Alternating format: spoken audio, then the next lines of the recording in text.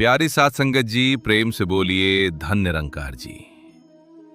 अगर आज आपको ये समझ आ जाए कि आपका जीवन भाग्य से नहीं बल्कि सद्गुरु की कृपा से चल रहा है, तो आपके जीवन के ज्यादातर डर, चिंता और सवाल उसी पल खत्म हो सकते हैं। लेकिन क्या हम सच में इस सच्चाई को समझ पाए हैं? प्यारी साथ संगत जी, प्रेम से बोलिए धन निरंकार जी। आज की यह चर्चा केवल सुनने के लिए नहीं है, बल्कि जीवन में उतारने के लिए है। आज हम बात करेंगे भाग्य और कृपा की, अहंकार और नम्रता की, और सच्ची भक्ति की।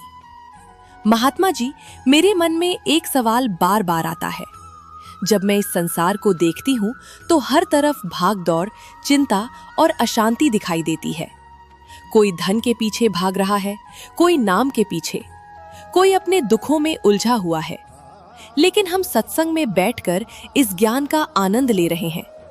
तो क्या यह सब हमारे भाग्य में लिखा था, या यह केवल सद्गुरु की कृपा है? प्यारी साथ संगत जी, प्रेम से बोलिए धन निरंकार जी। बहन जी, ये बहुत गहरा प्रश्न है। संसार में जो कुछ मिलता है, धन, स्वास्थ्य, मान सम्मान, ये सब कर्म और प्रारब्ध से जुड़ा हो सकता है। लेकिन सद्गुरु का मिलना, ब्रह्म ज्ञान मिलना और सत्य की ओर मन का झुकना, ये भाग्य का विषय नहीं है, ये केवल कृपा है। जहां तक माया का संसार है, वहां तक भाग्य चलता है। लेकिन जहां से निरंकार की रहमत शुरू होती है, वहां केवल कृपा काम करती है। महात्मा जी, अगर यह सब कृपा है, तो फिर ऐसे लोग भी क्यों बदल जाते हैं जिनके कर्म पहले बहुत बुरे थे? क्या उनके पाप उन्हें रोकते नहीं? नहीं बहन जी, अगर सब कुछ केवल कर्मों के हिसाब से ही होता तो कोई भी इंसान बदल नहीं सकता था। लेकिन सद्गुरु का काम हिसाब करना नहीं, बदलना है। सद्गुरु ये नहीं देखते कि तुम पहले क्या थे, वे ये देखते हैं कि तुम अब क्या बनना चाहते हो। जो सच्चे दिल से झुकता है, उसका जीवन बदल जाता है। तो फिर ऐसा क्यों है कि कुछ लोग बदल जाते हैं और कुछ लोग सालों तक सत्संग में आकर भी वैसे ही रहते हैं? क्योंकि कृपा सब पर समान होती है, लेकिन उसका असर सब पर समान नहीं होता।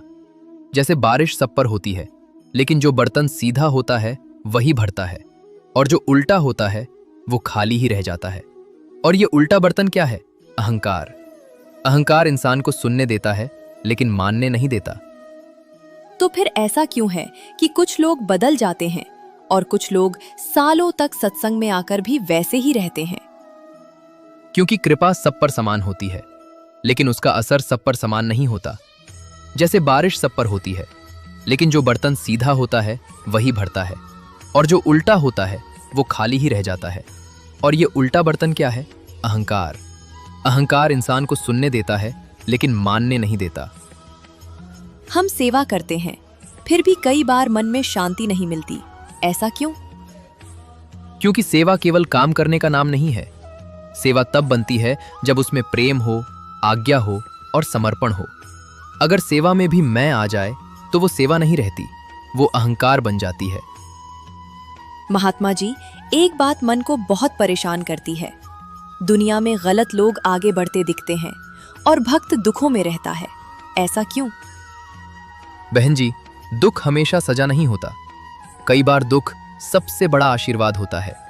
जैसे सोना आग में तपकर निखरता है, वैसे ही इंसान कठिनाइयों में मजबूत बनता है।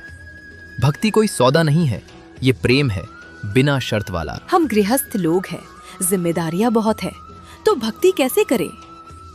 भक्ति के लिए संसार छोड़ना जरूरी नहीं है, काम छोड़ना नहीं, काम का भाव बदलना जरूरी है।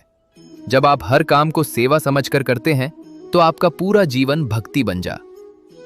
कभी डर लगता है कहीं हम भटक न जाए?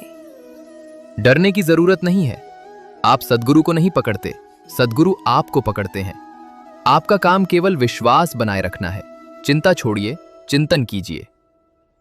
महात्मा जी, आज समझ आया, जीवन भाग्य से नहीं, कृपा से चलता है। अब लगता है कि बस समर्पण ही सब कुछ है। बहन जी, कर्म करते रहो, लेकिन कर्ता मत बनो। संसार में रहो, लेकिन उसमें फंसो मत। सत्संग, सेवा और सिमरन को जीवन का आधार बना लो। धन्य है दातार, आज मन को सच्ची शांति मिली। प्यारी साथ संगत जी, प्रेम से बोलिए धन निरंकार जी।